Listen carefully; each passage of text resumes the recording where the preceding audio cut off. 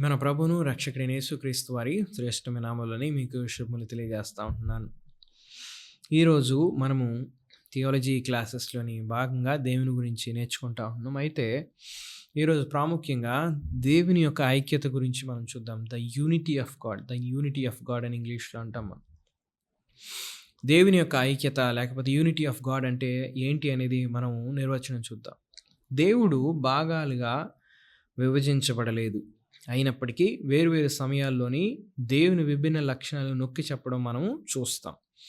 అంటే దేవుణ్ణి మనము పార్ట్ విడిగా మనము డివైడ్ చేయలేమండి. దేవుడు కలిగి ఉన్న లక్షణాల్లో ఒక లక్షణం కంటే ఇంకొక లక్షణము అధిక ప్రాముఖ్యమైనది కాదు. చాలామంది ఏం చెప్తారంటే దేవుని యొక్క కోపం కంటే దేవుని యొక్క ప్రేమ చాలా ప్రాముఖ్యమైనది కాబట్టి మనం దేవుని కోపాన్ని చెప్పకపోయినా, దేవుని న్యాయాన్ని గురించి చెప్పకపోయినా, దేవుని ఉగ్రత గురించి చెప్పకపోయినా పర్లేదు, కానీ దేవుని ప్రేమను గురించి మనం చెప్పాలి అంట. ఇది నాకు తెలిసినంత వరకు తప్పండి. ఎందుకంటే దేవుని యొక్క సంపూర్ణమైన స్వభావాన్ని, ఆయన యొక్క క్యారెక్టర్ని, ఆయన యొక్క లక్షణాలన్నిటినీ కూడా మనం గ్రహించాలి. ఆయన ఒక లక్షణము ఇంకొక లక్షణం కంటే ప్రాముఖ్యమైనది కదండి. అన్నీ కూడా ప్రాముఖ్యమైనవే. దేవుడు సమస్త లక్షణాలు కలిగి ఉన్నాడు. దేవుని లక్షణాలన్నీ పరిపూర్ణ సామరస్యంతో కలిసి పనిచేస్తాయి. అంటే దేవుని యొక్క గుణాలన్నీ కూడా దే వర్క్ టుగెదర్. వాటిలో ఏవి విడివిడిగా లేదా మరొక దానికి విరుద్ధంగా ఉండవు. ఉదాహరణకు దేవుడు పరిశుద్ధుడు అయితే పాపాన్ని శిక్షిస్తాడు. దేవుని యొక్క లక్షణాలన్నీ కూడా ఒక మ్యూచువల్ అండర్స్టాండింగ్‌తోని పనిచేస్తాయండి. ఒక ఉదాహరణ ఏంటనంటే దేవుడు పరిశుద్ధుడు. కాబట్టి పరిశుద్ధతకు సరైన రెస్పాన్స్ ఏంటో తెలుసని పాపాన్ని ద్వేషించటం, పాపాన్ని శిక్షించడం. సో, మనం ఒక ప్రశ్న అడగొచ్చు ఇప్పుడు. అసలకి ఈ లక్షణాలు ఎందుకు ప్రాముఖ్యమైంది? ఈ యూనిటీ ఆఫ్ గాడ్ అనేది ఎందుకు ప్రాముఖ్యమైనదనేది మనము ప్రశ్నించాలి. ఎందుకు అనంటే చాలామంది దేవుని గురించి తప్పుడు అవగాహన కలిగి ఉంటారండి. చాలామంది ఏమంటారో తెలుసండి, పాత నిబంధనలో ఉన్న దేవుడు చాలా ఉగ్రుడు, ఆయన చాలా కోపం కలిగిన వాడు. కానీ కొత్త నిబంధనలో ఉన్న దేవుడు చాలా ప్రేమమయుడని చెప్పేసి అంటారు.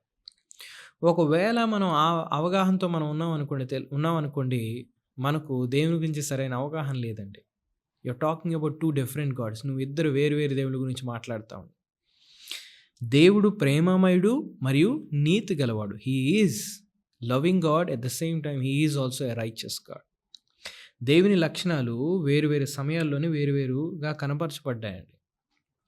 మీరు ఆలోచన చేశారనుకోండి, సృష్టిని చేసినప్పుడు దేవుడు ఆయన క్యారెక్టర్‌లో మనం ఏం అర్థం చేసుకోవచ్చో తెలిసిన, ఆయన ఎంత శక్తిమంతుడు, ఆయన ఎంత జ్ఞానం కలిగినవాడు, ఎంత తెలివితోని ఆయన సమస్తాన్ని సృష్టించాడు అనేది మనం తెలుసుకోవచ్చు. అది ఆయన లక్షణం, ఆయన ఎంత శక్తిమంతుడు అనేది. సొదొమ గొమొరపై దేవుని తీర్పు తీర్చినప్పుడు దేవుని నీతి ఏంటి, దేవుడు ఎంత పరిశుద్ధుడు, దేవుడు ఏ విధంగా పాపాన్ని ద్వేషిస్తాడనేది మనం అర్థం చేసుకోవచ్చండి. యోనా గ్రంథం మనం చూసినప్పుడు దేవుడు ఎంత కృప చూపించేవాడు అనేది మనకు అర్థమవుద్దండి. ప్రజలు పాపం చేస్తూ ఉన్నప్పుడు దేవుడు వాళ్ళకి ఒక ప్రవక్తను పంపిస్తాడు. ప్రవక్తను పంపించి, ఇదిగో మీరు ఒకవేళ మార్పు చెందకపోతే మీరు నాశనం అయిపోతారు, మీ మీదకు తీర్పు రాబోతుందని చెప్పినప్పుడు వాళ్ళకు ఒక అవకాశం ఇచ్చాడు ప్రేమ చూపించడానికి. అంత కఠినలు కూడా దేవుడు క్షమించాడండి. దేవుడు ప్రేమమయుడు, దేవుడు కృపామయుడు. యోనా గ్రంథం చూస్తే మనకు ఆయన ప్రేమ, ఆయన దయ, ఆయన కరుణ గురించి మనకు అర్థమవుతాయి. శిలువను మనం చూసినట్లయితే నూతన నిబంధన గ్రంథంలోని శిలువ దేవుని ప్రేమను, దేవుని నీతిని చూపిస్తూ ఉంటుందండి. దేవుని ప్రేమ ఏ విధంగా శిలువలో వ్యక్తపరచబడింది తెలుసండి? పాపులమైన మనము నరకానికి వెళ్ళాలి, పాపులమైన మనము శిక్షను పొందాలి, పాపులమైన మనము సిలువ వేయబడి చంపివేయబడాలి. కానీ దేవుడు తను తానుగా దిగొచ్చి తను తానుగా సిలువలో చనిపోయాడు. అది దేవుని ప్రేమ. అదే రీతిగా పాపం చేసిన మనల్ని ఉచితంగా క్షమించకుండా పాపం యొక్క శిక్షను, ఆయన యొక్క న్యాయమైన తీర్పును, పనిష్మెంట్ అనేది దేవుడు అక్కడ చూపిస్తూ ఉంటున్నాడు. మన పాపం ఎంత ఘోరమైంది, మన యొక్క శిక్ష ఎంత దారుణమైంది అనేది సిలువలో దేవుడు చూపించాడు. కాబట్టి మనం గమనించాల్సిన విషయం ఏంటంటే, దేవుడు తన యొక్క లక్షణాలను వేరు వేరు సందర్భాల్లోనే వేరువేరుగా తనను ప్రత్యక్షపరుస్తాడు. అయితే ఇంకొక విషయాన్ని మనం గమనిద్దాం. దేవుడు ఉగ్రత చూపించుటలో ఆనందించేవాడు కాడు, కానీ దేవుని ఉగ్రత ఆయన నీతి మరియు మన పాపానికి ప్రతిస్పందనండి. దేవుడు ప్రతిదినం ఉదయాన్నే ఇదిగో ఈరోజు ఎవరికి నా ఉగ్రతను చూపించాలని ఉండే దేవుడు కాదండి. ఆయన ఉగ్రత ఏంటి అనంటే, మనం చేసిన పాపానికి ఆయన పరిశుద్ధతకు రెస్పాన్స్. అది స్పందన, దేవుని యొక్క ప్రతిస్పందన. ఎందుకు అని చెప్తా ఉంటున్నామంటే, యెషయా గ్రంథం 28వ అధ్యాయం 21వ వచనం చూసినట్లయితే, దేవుడు పాపాన్ని శిక్షించడం అనేది ఒక స్ట్రేంజ్ వర్క్‌గా, ఆశ్చర్యమైన కార్యంగా మనకు చూపించడం జరుగుతా ఉంది. నిజముగా తన కార్యమును, తన ఆశ్చర్య కార్యమును చేయుటకు, అపూర్వమైన తన కార్యమును నోనరించుటకును, ఆయన పెరెజీము అను కొండ మీద లేచినట్లు యెహోవా లేచును, గిబియోనులో ఆయన రేగినట్లు రేగును. ఈ యొక్క దేవుడు శిక్షించే విధానము, లేకపోతే పాపాన్ని తీర్పుదిచ్చే విధానం అనేది స్ట్రేంజ్ వర్క్. అంటే అది రేర్‌గా కనపడేదిగా మనం చూస్తూ ఉంటాం. అయితే దేవుని వలె కృప చూపించేవారు ఇంకెవరు లేరండి. దేవుని వలె కృప చూపించేవారు ఇంకెవరు లేరు.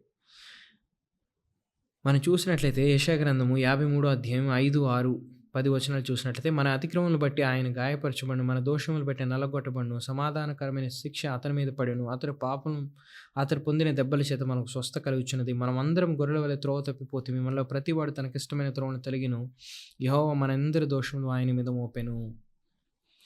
దాని తర్వాత 10వ వచనం, అతని నలగొట్టుటకు యెహోవాకి ఇష్టమైన, ఆయన వ్యాధి కలుగజేసును, ఆయన తాను అపరాధ బలిగా అతని సంతానమును చూచును. ఈ వచనాన్ని పరిశీలన చేసినట్లయితే, మనం పాపం చేశాం, మనం శిక్షణ పొందుకోవాల్సిన వారము, మనము తప్పిపోయిన వారము. కానీ దేవుడు తన కుమారుని లోకానికి పంపించాడు.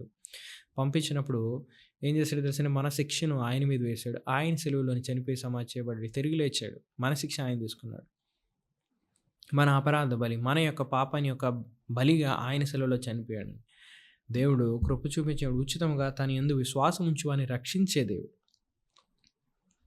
ఎఫెసీయులకు రాసిన పత్రిక 5వ అధ్యాయం 1-2 వచనాలు చూసినట్లయితే ఈ విధంగా రాయబడింది, కావున మీరు ప్రియులైన పిల్లల వలె దేవుని పోలి నడుచుకునుడి. క్రీస్తు మిమ్మల్ని ప్రేమించి పరిమళ వాసనగా ఉండేటకు మన కొరకు తను తానే అర్పించుకున్నాడు. అలాగనే మీరు ప్రేమ కలిగి ఉండుడి. ఇక్కడ మనం చూసినట్లయితే మన కొరకు మన స్థానంలోని క్రీస్తు తను తానుగా అర్పించుకున్నాడు. మనను ప్రేమించినట్లుగా మనం చూస్తూ ఉంటాం. రోమా 8:32లో కూడా చూసినట్లయితే, దేవుడు తన సొంత కుమారుని వెనదీక మనందరి కోసం అప్పగించాడని చెప్పేసి వాక్యాలు మనం చూస్తూ ఉంటాం. వీటి ద్వారా మనం గమనించే విషయం ఏంటంటేనండి, దేవుడు ప్రేమమయుడు, దేవుడు కృప చూపించేవాడు. దేవుని యొక్క లక్షణాలన్నీ కూడా దేవుడు కనబరుస్తూ ఉంటాడు. కానీ వేరు సమయాల్లోని వేరు రీతులుగా తన యొక్క స్వభావాన్ని, తన యొక్క క్యారెక్టర్ను దేవుడు కనబరుస్తూ ఉంటాడు.